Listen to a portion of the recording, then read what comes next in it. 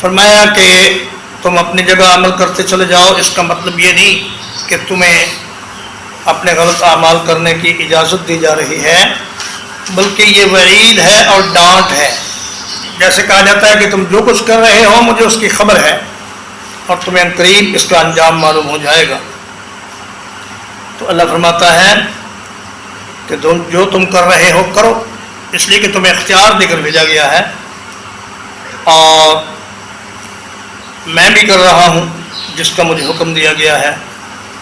تو ان قریب تمہیں پتہ چل جائے گا کہ ذلت والا عذاب کس کے حصے میں آتا ہے اور ہمیشہ رہنے والا عذاب کس پر نازل ہوتا ہے۔ ذلت والے عذاب سے مراد دنیا کا عذاب، اور عذاب مقیم سے مراد آخرت کا عذاب۔ چنانچہ اللہ پاک نے نبی کریم صلی اللہ علیہ وسلم کی زندگی ہی میں پورے ملک عرب پر آپ کو فتح عطا فرما دی،